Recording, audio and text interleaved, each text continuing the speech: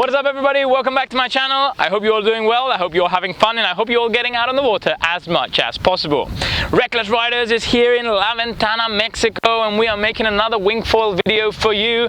And this time we're going to be talking about one of the three basic turns, the heelside tack. Now, I would make sure that you are already at a decent level of winging and you're comfortable on your foil, and I would learn this as your third of the three turns. So we already have a video on the jibe. I'll put it somewhere up here.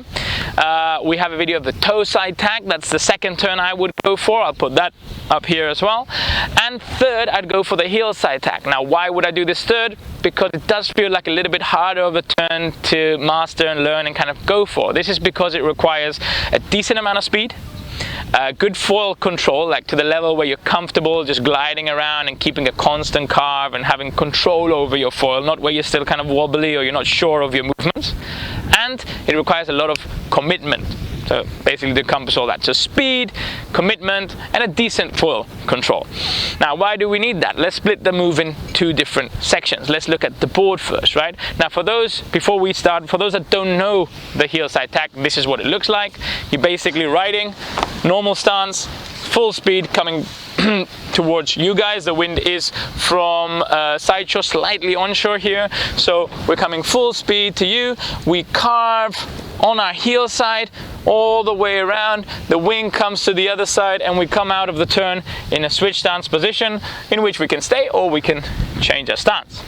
So that is the turn, that's how it looks. Now let's move on to looking at all the little details that are going to help us get through this turn. The first thing we want to know and look at is the board. So as we said, we need a decent amount of speed.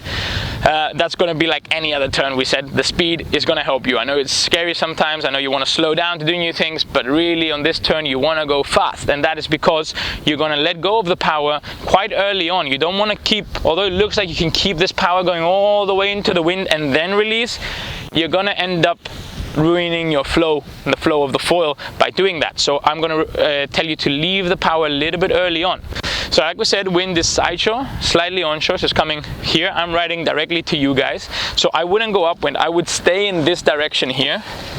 And then as I am ready to ride, as I'm ready to start the carve, I start carving up and I immediately going to release that power. I'm not going to be using the power and I'm going to go into the turn from there. So I don't go upwind, upwind, upwind, upwind, and then start the turn. That's because, as I said, it's going to make your foil control and your flow bumpy, and you're going to reduce your speed by the time you get into that upwind direction. So it's better let go of the power earlier on, but have plenty of speed to get yourself around. So like we said, straight towards you, 90 degrees with the wind, getting as much power as you can. You start carving upwind and you're going to release the wind. Now, on the board, what we do? We stay low on our knees, and this is where it requires commitment, because you have to kind of commit to that carve, right? Commit to that turn. You're going to start carving on your heel side, and it's quite an aggressive carve. I mean, you can make it nice and wide, and that will be better with a more high aspect foil, a foil that has a lot of glide, a lot of speed in it, but we're probably not looking to do it just on one type of foil. So the best is to make this turn quite aggressive. So you kind of carve on the heels and you go straight to the other side. So what you're looking for while you're doing this is a nice decent flow and a continuous carve this whole way around. So you're going to carve nicely all the way around. You're not going to go start the carve slow, then go aggressive, and then go slow again. Any kind of change, sudden change in your carve will reduce your speed and make you fall off the foil before you can finish the turn.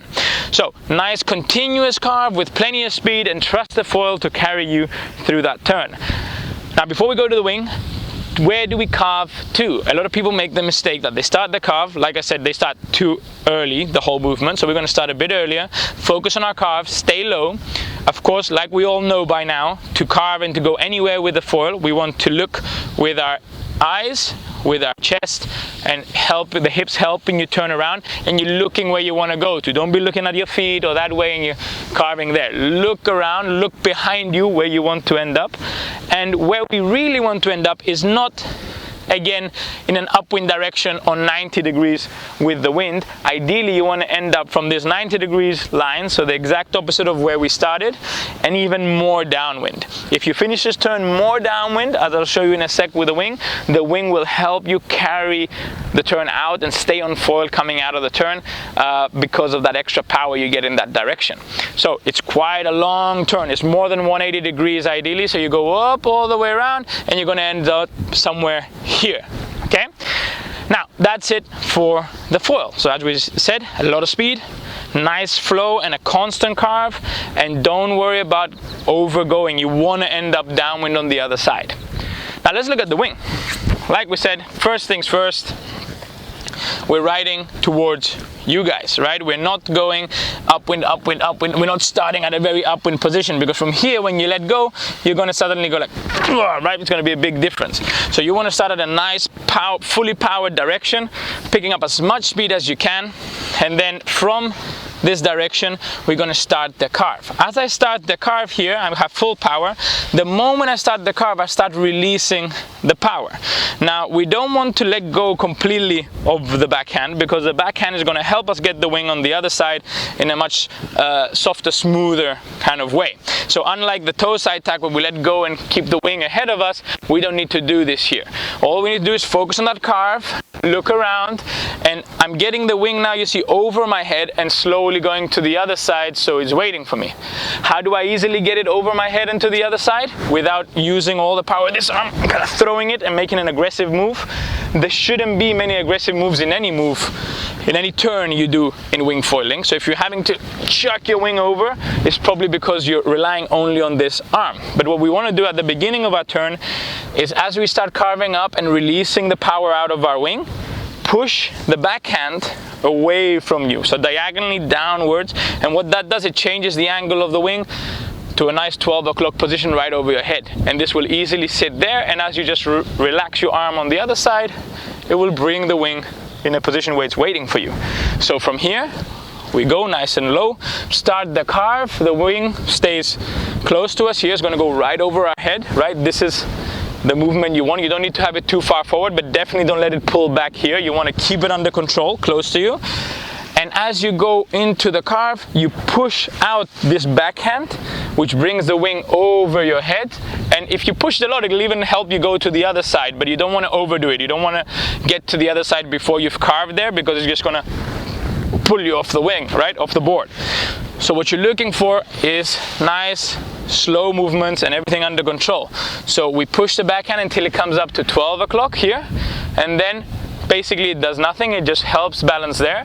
And all we're doing now with the front arm is following this carve around, and as I'm carving, I'm following the speed of the carve and getting the wing to the other side.